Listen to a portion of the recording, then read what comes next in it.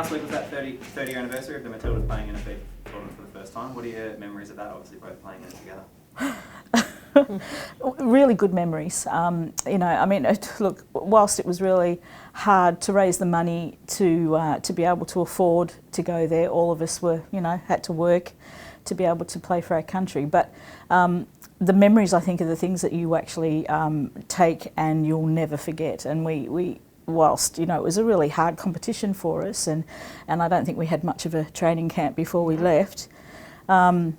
We still today have this connection with all of these girls who were, I idolised them, and I still do now, and they're all still doing some wonderful things in football, which is great. Yeah, I think it was 4 days of being slaughtered at training camp in Sydney, so we could just about walk onto the plane. We somehow got to China, and that was an interesting experience, just get in there. But yeah, the whole thing, because China 30 years ago was like going back to the 10th century. So it was, for us, it was like, wow, this is... But the blondes were very interesting because there was just no blondes in China, and they attracted a lot of attention. So all that sort of stuff was just so unusual for us. But it was a fantastic tournament. But they put Western toilets in, didn't they, at the grounds? They did. It was amazing. You know, so, but it's just priceless memories. I do remember we went to the zoo.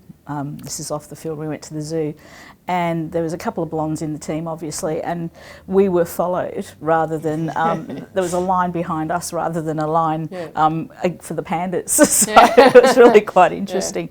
But no, the actual football, the surfaces were decent enough. The facilities outside of the football surfaces weren't great, but the people were awesome. They just engaged, and you know, we had huge crowds that women's football actually doesn't get now, other than World Cups. But you know, for something 30 years ago with 50 to 60,000 people at each match, and they all rode their bikes there.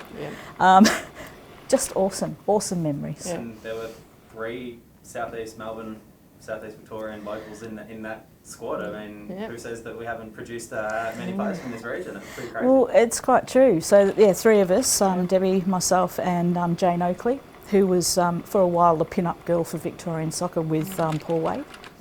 But we all played at the same club. A couple of different clubs, obviously. Dandenong North.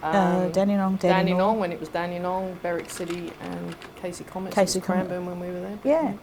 And most of our playing career, I think, in the national team was out of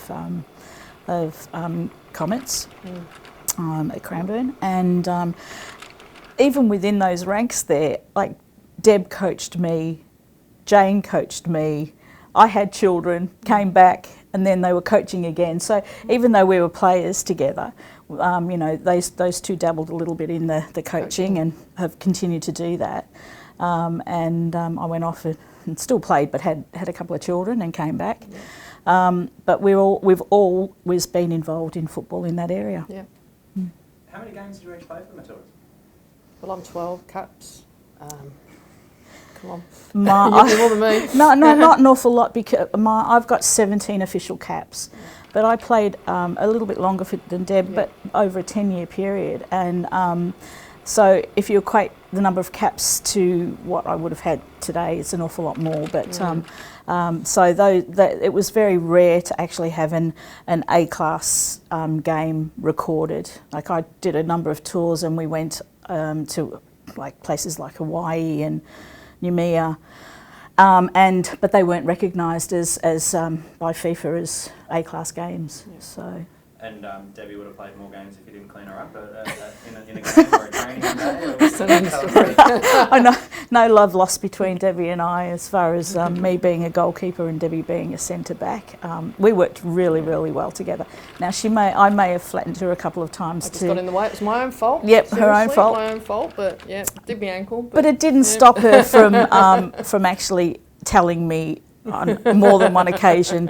If I was on the floor, to get up and get moving and express their opinion about my game, that's for sure. Yeah, we were quite harsh on each other. We were. They wouldn't be able to cope with it nowadays, but no. Yeah. But we've had it's a lifelong friendship, Deb, and built on respect. Built on respect for each other. Yeah. And so, just what was it like growing up in and playing for clubs in the southeast of Melbourne? Well, I started at Springvale. Before Ross Reserve had a running track. I was 12. no junior football, so straight into seniors. So grew up very quickly, learnt to run really fast. You weren't given any quarters, so it doesn't matter you were 12 years old, you were just kicked up in there as high as anyone else. Then I went from there to Dandenong North. I was poached to Dandenong North. Then Dandy North and Dandy City got married, become one club, so I went there. Then to Berwick, the whole club got poached, the whole team got poached to Berwick, and that was probably the most successful period of about 10 years of domination in the women's game.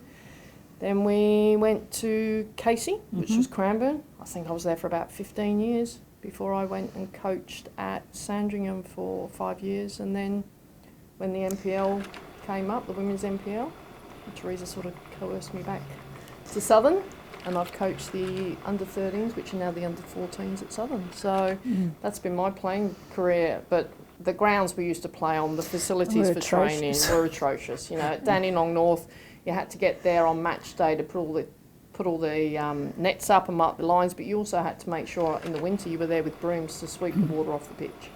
I can't imagine players even contemplating having to do that now, and we used to actually have to carry the floodlights up onto the roof, temporary floodlights for training, and screw them in before training. So you have players going up ladders, passing lights on poles.